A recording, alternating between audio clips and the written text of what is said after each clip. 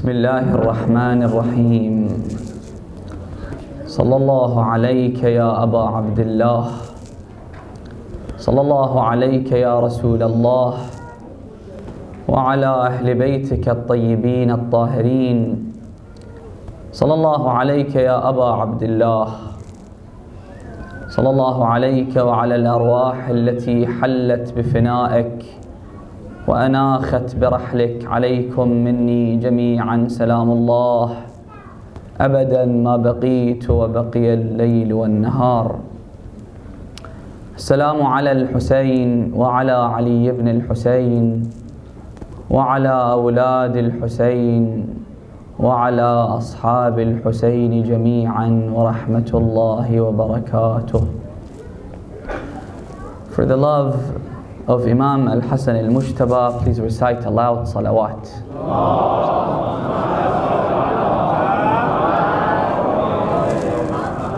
And for the love of his son Al-Qasim ibn Al-Hasan, a second louder salawat.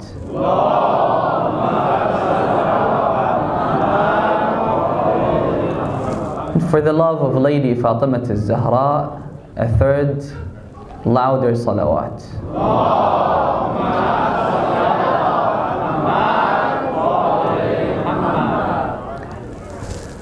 Let's go back to the very beginning, to the dawn of creation, before the inception of man. God the Almighty informed the angels of His decision to create mankind. The angels were well aware of what man will do on earth. This is why they were quick to voice their concern. The story is mentioned in the Quran. They said, "But God, we are the purest of your creation. We glorify you. We sanctify your position of authority and your commands. Because angels are created from light. They have full submission to the Creator. They know who God is. And yet man will behave differently. Man will show absolute disregard to the Creator, to His commands, to His orders, to His authority, to an extent that every sin that you could think of, every offense that you could think of, every crime that you could think of has been committed by man.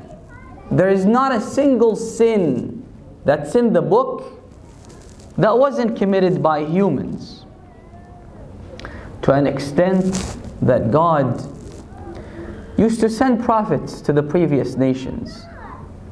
For one of the nations of a specific prophet, he used to send a lot of prophets, a lot of messengers. In one account, narrations tell us that they used to kill 70 prophets. God sends a messenger, they kill that messenger. He sends another prophet, they kill that prophet. They used to kill 70 prophets between dawn and sunrise. And then they would open their businesses in the morning as if nothing has happened. To this extent. So this is why they could envision the future. Man is bent on making mischief, misdemeanor, misbehaves himself or herself. Why? Because we as humans have a lot of desires, urges, impulses, evil inclinations. And essentially we have two types of evil inclinations, or inclinations in general. We have inclinations that pertain to the physical realm, like the sexual desire, for example. Like our food craving, for example. Like the desire to listen to music. even one single desire, if untamed, if we are driven by this desire, could cause destruction in the world. And we've read and heard stories that happened in the past, that a prince or a man or a leader was fighting over a woman, and this is what led to starting and initiating an all-out war with another nation, killing millions of people. And we see this today. Sometimes we see some of the youth, they are driven by this desire. Their hairstyle, the way they dress, the career that they choose, the location that they choose to live in, is all driven by this desire and the relationship that they want to build with the opposite gender. And this is just the desires that pertain to the physical realm. We have evil inclinations that pertain to the nafs, to the self, which are much worse. Like what? Like the inclination to be jealous, to envy a person who is more successful than us. We all experience this.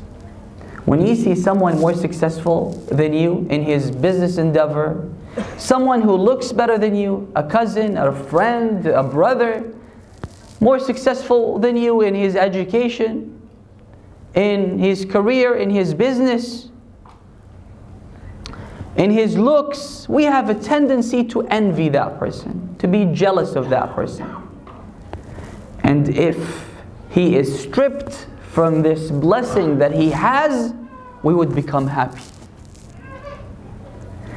The Prophet says that jealousy is okay if it doesn't surface. Otherwise it's a disease. But if it doesn't surface, as in you don't act upon jealousy, you don't say the things that you shouldn't say, you don't do the things that you shouldn't do out of jealousy, God will not hold you accountable for your jealousy and envy. But this evil inclination could do wonders. The brothers of Yusuf, these were the children of a prophet. Their grandfather was a prophet. Their grandfather was Ibrahim, a prophet of God. And you know how they treated their brother Yusuf, who was also a prophet? Out of what? Out of jealousy.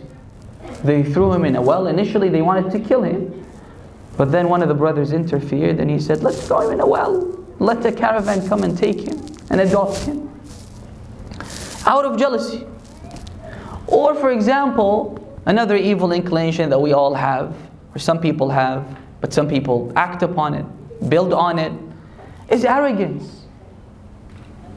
Analysts say that all the wars that Saddam participated in or initiated was because of his arrogance. He felt disrespected by the Kuwaitis. This is why he chose to start a war and displace millions of people, because he was arrogant. These evil inclinations are very strong and they could debilitate us.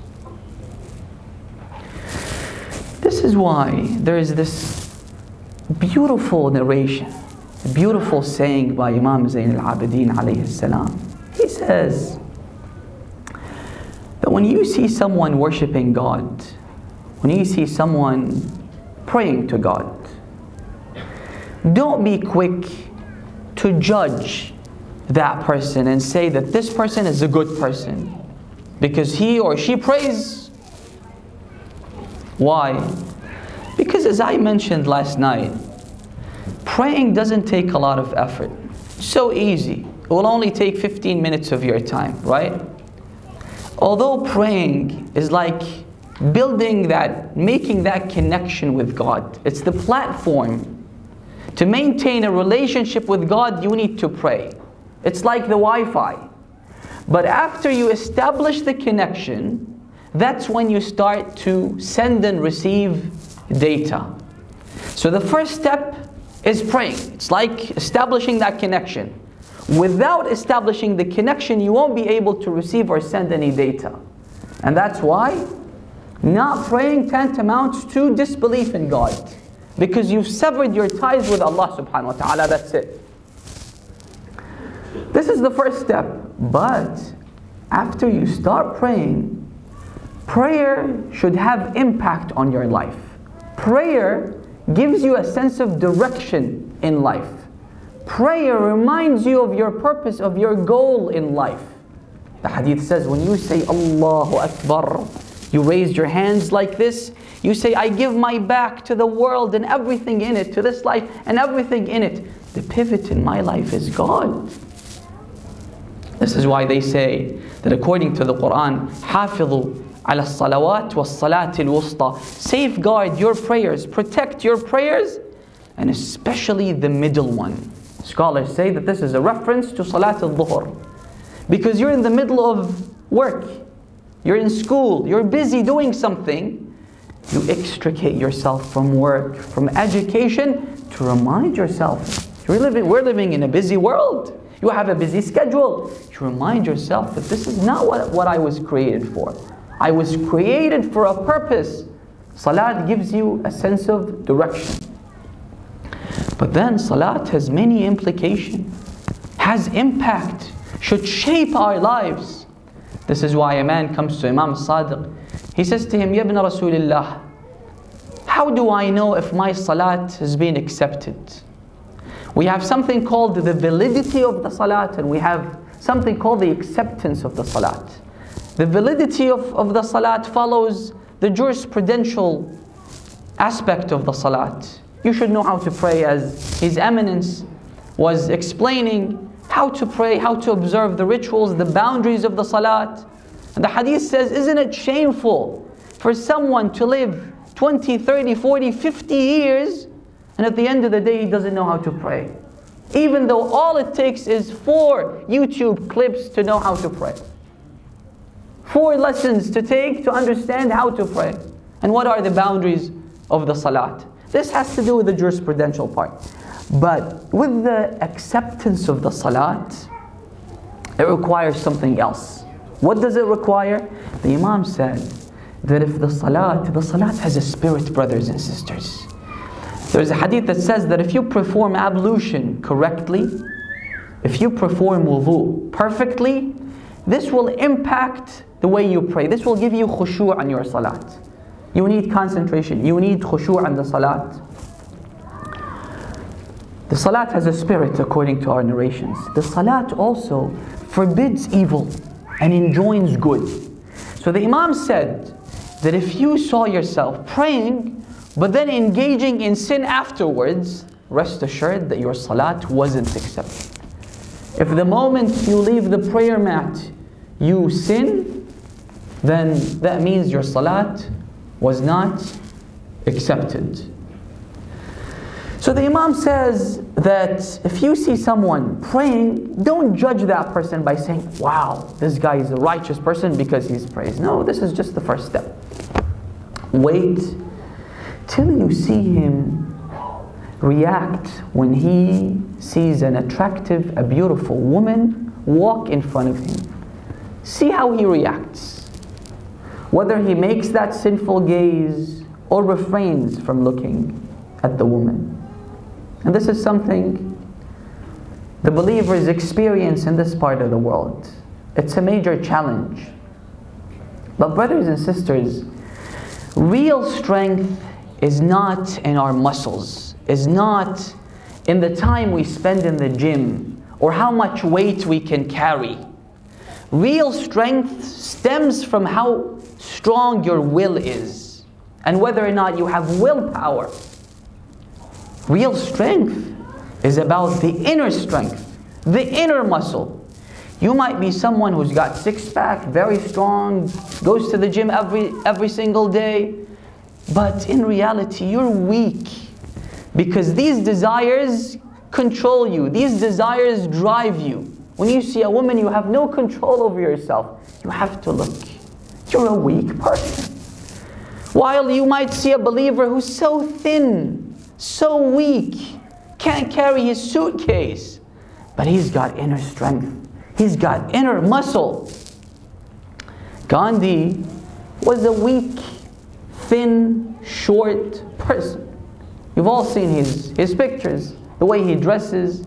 All he has is a walking stick and a goat that he used to take wherever he went. But this person had inner strength. He had inner muscles, and he was able, through his willpower, to liberate an entire nation. Now the question is, how do we acquire inner strength and inner muscles? We have many ways, but one of the ways is not to make the sinful gaze. When you see a beautiful woman, although it's very easy, it's quick gain, right? But if you refrain from looking at her, do it once, twice. It's like going to the gym every single day. This will give you strength. This will give you willpower. So that when you need that willpower, when you need to make the right decision, you would be able to do it. You would be able to make the right decision because you have what it takes. You have the ability, you have the power, because you've been training continuously, gradually, but continuously. And also, one of the things that gives you willpower is with respect to food and the way we eat. We have many guidelines with respect to how we eat, when we eat. For example, the hadith says that never eat until you are hungry, not when you have the appetite. Not when everyone else is eating. Yes, this might cause a problem with your family, but it's okay to stay hungry, not to eat beforehand, not even a snack, so that when your family, when your children, they want to eat together, you could eat with them. Otherwise, don't eat unless you are hungry. Then the hadith says, and these are one of the most important guidelines given to us by the Imams. A man comes to Imam Sadiq, he says to him, give me a word of advice. I want to be a follower of you. One of the things that the Imam says to him was regarding food. And then the Imam says, and stop eating while you are still hungry. It's a challenge, it's not easy. But don't wait until you are full. Don't wait until the stomach sends signals to the brain telling you to stop eating. You should stop when you're still hungry. And we also have narrations about fasting.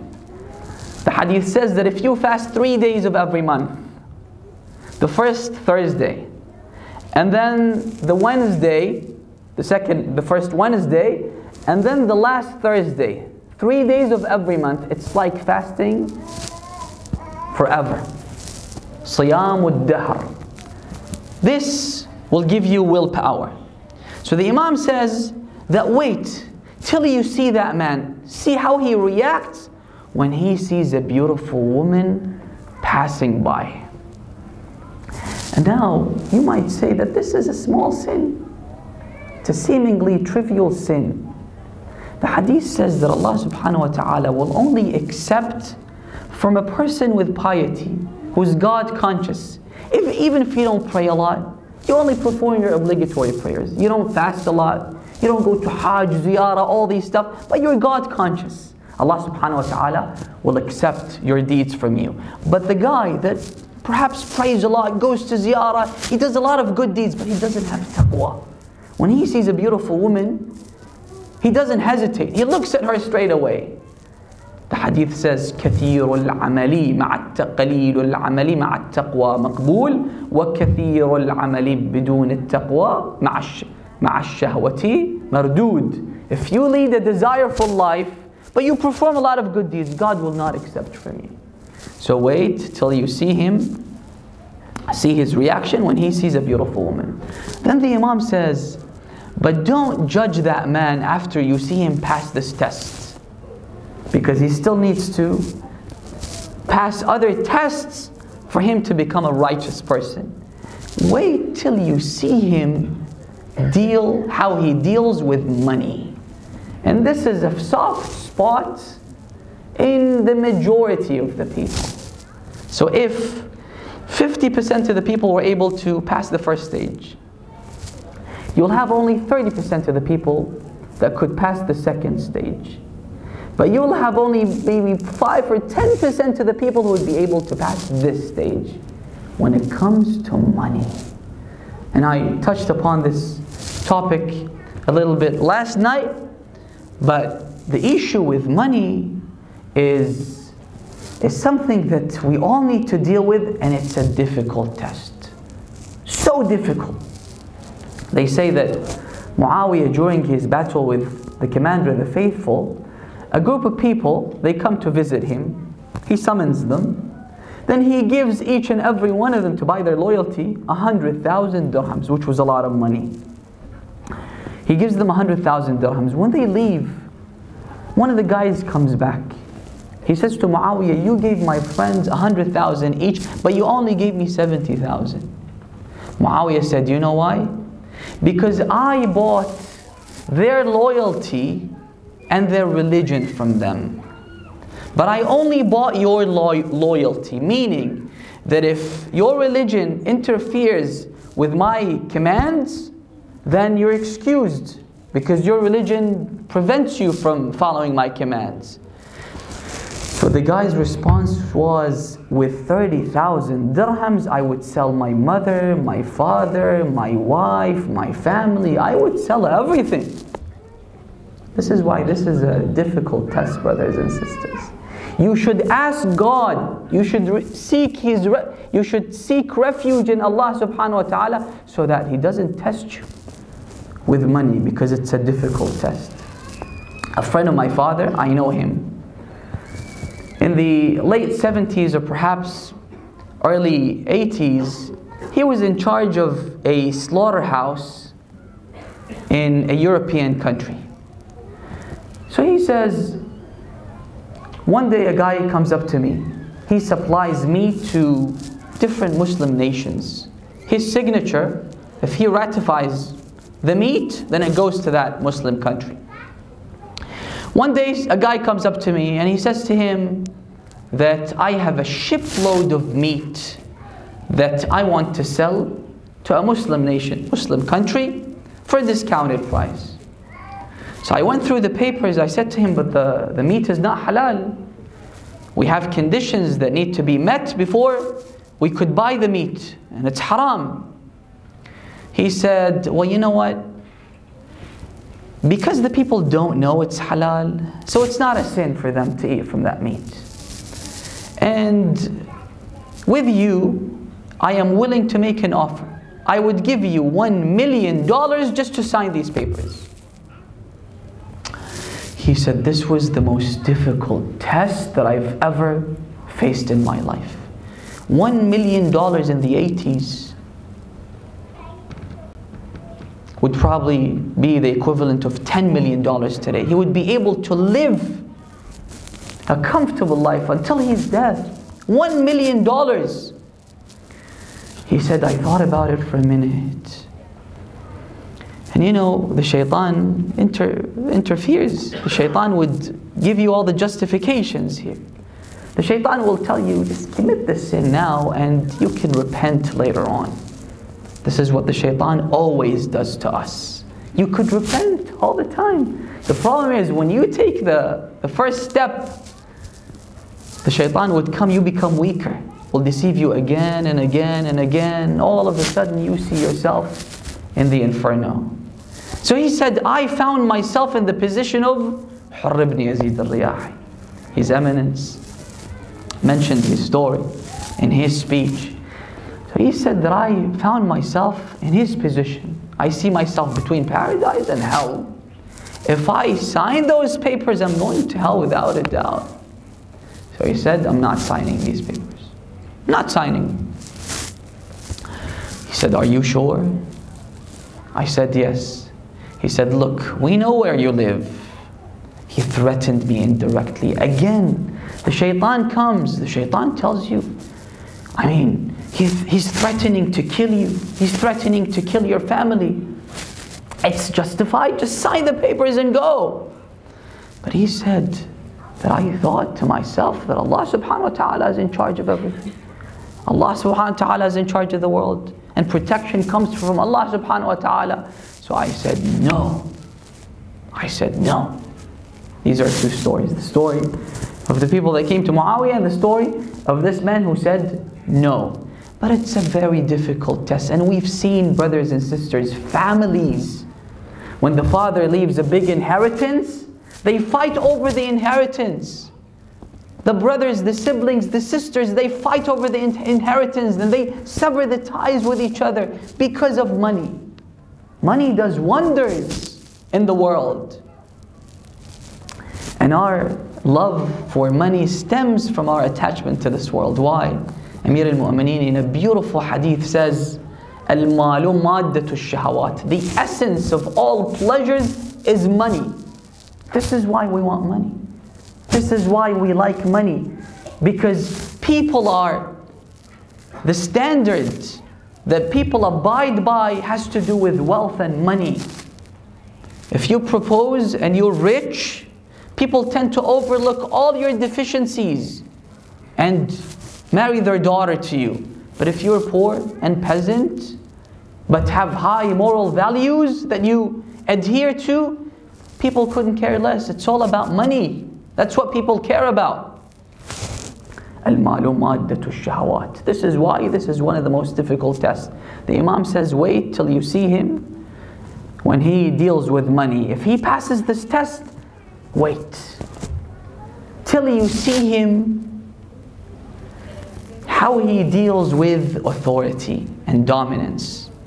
The hadith says that even the mu'mineen, the believers that pass all these tests, this is a major challenge to them.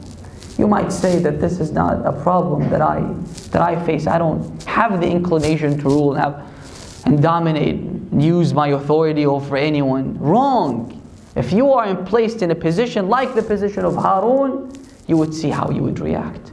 And this is one of the reasons why we have disunity from amongst us. Why? Because I want to use my authority.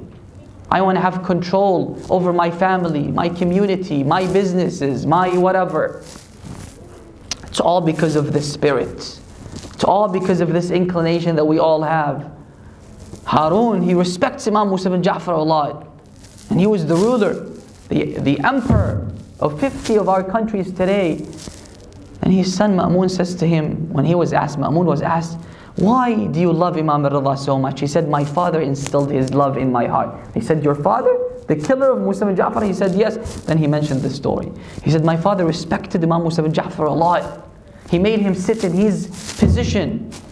And when I told him that, you respected this man a lot, he said, because this man deserves to be in my position. He's the son of Rasulullah. I said to him, but Dad, why don't you give him the reign of power? Let him rule instead of you. He said, look son, if you want to compete with me on this position, I will sever your head. And you're my son. So this is a major test for all the believers, for all the mu'mineen. So the angel said, God, this man with these components and elements is a recipe for disaster, obviously. Especially that man will be brought to this life, even if you're a righteous person. But you see people competing and fighting over material gains, you would swim with the current, with the tide. When you see everyone, all they care about is the well-being of their children, academic education, their work, how much money they make, and they're careless about other aspects of their life, like their morals, their ethics. You tend to be drifted with the current. When you see everyone is caring about their physical beauty, you would want to be like everyone else. You can't go against the current. So a man with these characteristics coming to this world, and in addition to all of that, you have a sworn enemy who has decided to deceive you.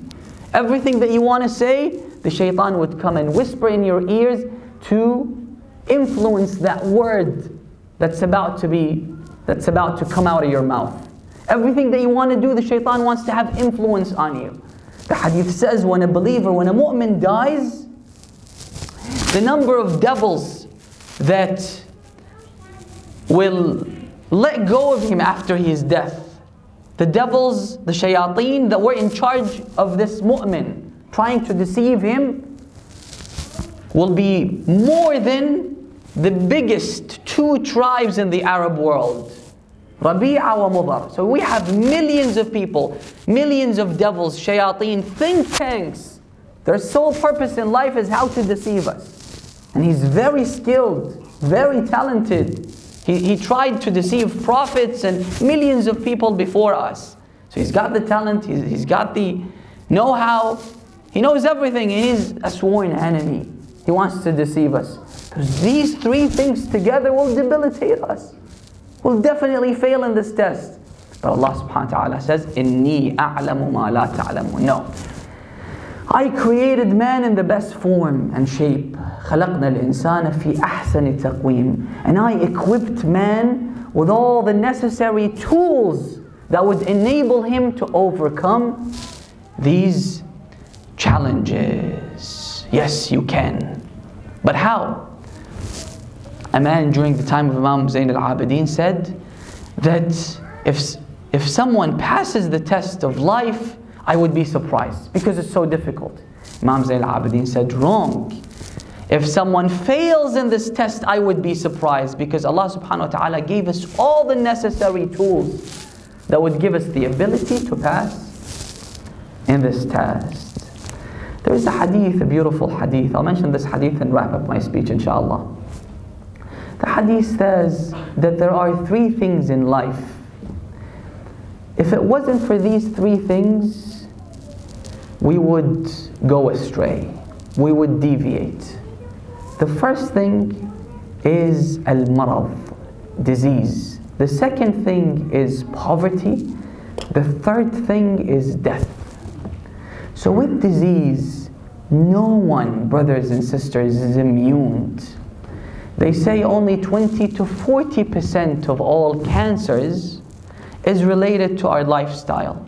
So if we make amendments to our lifestyle, you would only be able to shield yourself from 40% of all the cancers.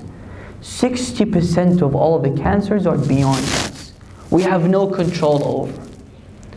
1,700 cases of cancer occur on every single day in the United States. It could be me. 1,700,000 new cases every year just in the United States. 670,000 people die from cancer every single day, every single year in the United States. This could happen to me. Am I protected? No. If you follow the guidelines of the people that say that we should adopt a healthy lifestyle, avoid using plastic bags and avoid eating food with pesticides, avoid doing this, avoid doing that, and leading a healthy lifestyle. First of all, you won't be able to lead a super perfect healthy lifestyle. And secondly, even those people, you have people who are absolutely healthy, but you see them diagnosed with cancer and they die from cancer.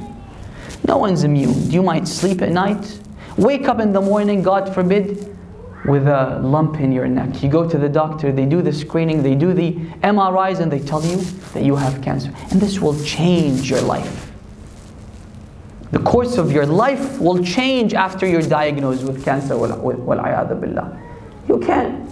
This is why the hadith says that if you see a cancer patient, someone who's sick, you should seek refuge in God and say, oh God, protect me from this disease. The hadith says that you will not catch this specific disease. So when you see a sick person, divert your attention to your health and to Allah subhanahu wa ta'ala. He will protect you from that disease. But no one's immune. We always have this fear that I could become sick as well, right? But this fear is a negative emotion unless if you know how to utilize it. Brothers and sisters, we have a hadith that a believer needs fear. The only thing that could help a believer stay religious is fear. When you have your final exams, because you have this fear, you go to ziyarah, you ask your parents to pray for you. When you want to enter into a relationship, because there are factors that are beyond you, you ask for your parents, you ask your parents to pray for you, you ask for the mu'mineen to pray for you. You have this fear, that's why you stay religious. Only when you feel that you are immune, you're safe, that's when you start to go astray. When you have fear, you don't go astray. And we should always invoke fear and remind ourselves of the fear that surrounds us when it comes to health. I could fall ill as well. And also when it comes to the rizq. And this is one of the major issues that people deal with, especially the youth. They're concerned about their future. They're concerned about their welfare. They're concerned about their job. They're concerned about losing their job. So it's disease, whether it's physical or mental, health concern that they have, and the financial aspect of their lives. And lastly, death. Even if you're indulged in all the pleasures in this world, the moment the feeling of death haunts you, this will shatter all the pleasures. اذكروا هادم اللذات. The commander of the faithful says, you should remind yourself of the thing that would extinguish all the desires. We have a negative impression of death, but even with death we could have a good outlook of it. If we build on it, the fear that we have of death, to rectify the mistakes that we commit in our lives, to give us a sense of direction in life, to remind ourselves of our purpose in life, death can become a pleasurable experience. The hadith says that for a mu'min, death is a pleasurable experience. But for someone who's not prepared for it, of course it would be difficult. Of course, because you're not prepared for it, you haven't thought about it. Abu Dharr says to the Prophet, he said, Ya Rasulullah, why do we fear death? He said, because you're not prepared for it. If you were prepared for it, then you would be more than happy to meet death. Let's go to Karbala and see what the response of Al-Qasim al-Hasan was when the Imam informed his companions that they will be killed on the day of Ashura. Imagine the Imam, they're all sitting in one tent, 70, 73 soldiers. He told them that tomorrow is a decisive day and you will all be killed tomorrow. Then the Imam said, even my child, my infant will be killed. Qasim al-Hasan, who was either 12 or 13, he was sitting at the very back. He was a child, but he was sitting with the men. When he heard the Imam say that my infant will be killed, he said, Amma, oh uncle, so these enemies will come inside the tents? Can this happen? He said, no, something else will happen. Then Al-Qasim said, will I be killed tomorrow as well? So the Imam couldn't break the news to him straight away. He asked him this question. He said to him, كيف الموت عندك? How do you find death? How do you view death?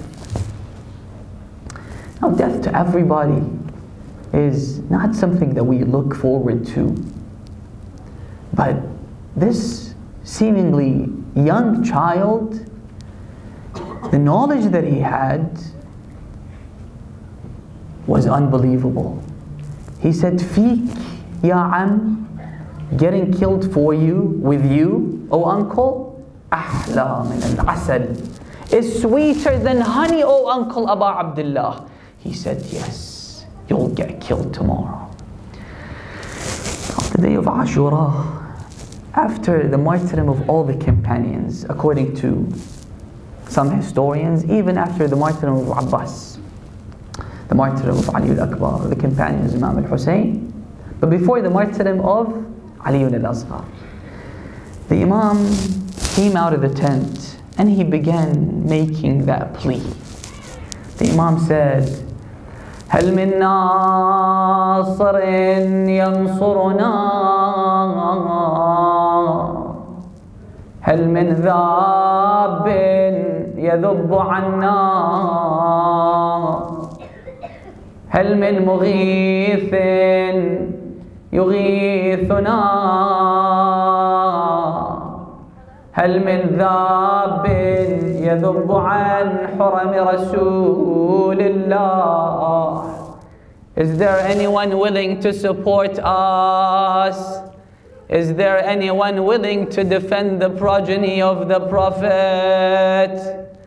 Is there anyone willing to lend his support to the daughters of Rasulullah? There was no reply from the enemies, right? But suddenly all the kids, they left the tent saying, Labbayka ya Aba Abdullah. All the children came out to the tent. Their mothers sent them to say, Labbayk, here we are. We heed your call, O Aba Abdullah. میگه همه اطفال کوچیک از خیمه ها در اومدن گفتن لبیک یا ابا عبدالله، ما یاریت میکنیم، ما از تو دفاع میکنیم. یکی از کودکان، نوجوانانی که از خیمه در اومدن در این وقت قاسم ابن الحسن بود. گفتم چند شب پیش علی اکبر وقتی که اومد از پدر اجازه بگیره، استأذن فأذن له، اجازه گرفت، حضرت هم فوراً اجازه دادن. اما نسبت به قاسم بن الحسن حضرت اجازه نداد. تو پسر برادر منی، تو یتیم امام مجتبایی، این امانت امام حسن مجتبی است نزد من. حضرت به هیچ وجه اجازه ندادن. روایت داریم که حضرت أخذ يقبل يديه ورجليه. He began kissing his hands and his feet, begging the Imam to allow him to go to the battlefield. جوانان عزیز، جوانداران، اینایی که میگن برای جوانهای ما دعا کنید، باید متوسل بشیم به حضرت قاسم بن الحسن. ببینید چه نوجوانی بود، دست و پاهای امام حسین رو بوسید که اجازه بده. بعضیا میگن که یه نامه‌ای داشت از پدرش امام حسن مجتبی که بهش گفته بود که در یک روزی از عمویت یک چیزی میطلبی، اجازه اگر نداد این نامه رو باز کن بهش بده. این نامه به خط امام حسن مجتبی نوشته شده بود. چی نوشته بود؟ نوشته بود که یا ابا عبدالله، این قربانی رو از من تقبل کن، این هدیه من به تو ای برادر من. میگه حضرت قاسم را در بغل گرفت، فبکه یا ساعه، که ما در روایت نداریم که در کربلا نسبت به بقیه اصحاب یا بقیه خاندان اهل بیت اینجوری شده. میگه یک ساعت گریه کردن حتی غشی علیهما، که هر دوتا قش کردن. بعدا حضرت عمامه امام حسن مجتبی، عمامه پدر رو روی سر قاسم گذاشتن و زره امام حسن را پوشیدن، رفتن که خداحافظی کنن با مادر و عمه و بقیه ارحام. وقتی که حضرت زینب نگاه انداخت به قاسم بن الحسن، از بس که شبیه بود به پدرش امام حسن مجتبی، گفت اخی ابا محمد، برادر من زنده شده، ابو محمد حسن بن علی زنده شده. خدا حافظی کرد با بقیه. بعداً رفت به میدون. اینقدر شجاع بود، سواره نبود، پیاده بود، خیلی شجاع بود. حمله کرد به دشمنان، نشناختنش. بعضیا گفتن این پسر حسینه، بعضیا گفتن نه این پسر علی ابن ابی طالب، این شجاعت علویه. بعضیا گفتن نه آقا این پسر خود رسول اللهه. اما وقتی که دید که اینا نشناختنش، خودشو معرفی کرد. گفت این تنکرونی فانا نجل الحسن، اگر منو نمیشناسید من پسر حسنم، من نماینده امام حسنم در روز عاشورا. صبط النبی مصطفى والمؤتمن، صبط رسول الله. اما بعدا روزه ابا عبدالله خوند، فرمود هذا حسین كالاسیر المرتهن بین اناس لا سقوا صوب المزون. حمید بن مسلم میگه که بند کفشش کنده شد. این اینقدر شجاع بود که وسط میدان وایساد، خم شد که بند کفشش رو درست کنه که یک نانجیبی آمد، گفت به خدا سوگند من میخوام عموش گریه کنه در این روز. گفتمش که ببین این همه آدم دور برشو گرفتن با شمشیر، ولش کن. گفت به خدا سوگند این کار را خواهم کرد. اومده از پشتبان شمشیرش بر فرق قاسم ابن الحسن زد. قاسم ابن الحسن افتاد، صدا زد عماه ادرکنی، عموی من به داد من برس. امام حسین آمدن یک صحنه دیدن خیلی عجیب بود. قاتل قاسم روی سینه قاسم نشسته، میخواد سر قاسم را ببره. حضرت حمله کردن، قاتل قاسم را کشت. اما بعداً وقتی که گرد و غبار نشست، و اذا بالغلام یفحص بیدیه و رجله، دست و پا میزد قاسم ابن الحسن. حضرت گریه کردن، بعداً فرمودن یعز الله على عمک ان تدعوه فلا یجیبک. خیلی سخته برای عموت که صداش بزنی اما جوابت نده. او یجیبک فلا یعینک، یا اینکه جواب بده اما یاریت نکنه، کمکت نکنه. او یعینک فلا یغنی عنک، یا اینکه میخواد یاریت کنه اما نمیتونه کاری کنه. بعدا فرمودن هذا یوم والله کثروات روح، خیلی خون در این روز ریخته شده. و قل ناصره، کسی نیست که بیاد کمکمون کنه. اما حضرت دیگه کسی نداشتن که صدا بزنن بیایید قاسم را بردارید. خود حضرت قاسم را برداشت، سینه را به سینه خودش چسباند، یه جوری که پاهای قاسم میکشید روی زمین. حضرت پیکر قاسم را برد داخل یکی از خیمه ها که همه شهدا اونجا بودن. برادران، خواهران، امام حسین همه پیکرهای شهدا را جمع کرد، داخل یک خیمه گذاشت. اما پیکر مطهر آقا سید الشهدا باید زیر آفتاب سوزناک 3 روز بدون کفن بمونه. ای زینت دوش نبی، روی زمین جای تو نیست، جای تو روی سینه پیغمبر بوده. این خار و خاشاک زمین منزل و مأوای تو نیست. ای خاک عالم بر سرم که از اثر تیر و سنان جای بوسه بر همه اعضای تو نیست. حسین جانم، حسین جان، حسین جانم، حسین جان. اللهم صل على محمد و آل محمد. برای امام زمانمون دعا کنید که فرج امام زمان یعنی فرج ماست، یعنی شفای همه مریض هاست، یعنی استجابت همه دعاهاست. اللهم عجل لوليك الفرج والعافية والنصر واجعل فرجنا مع فرجه يا كريم. همه با هم. اللهم كن لوليك الحجة ابن الحسن صلواتك عليه وعلى في هذه وفي كل وليا وقائدا ودليلا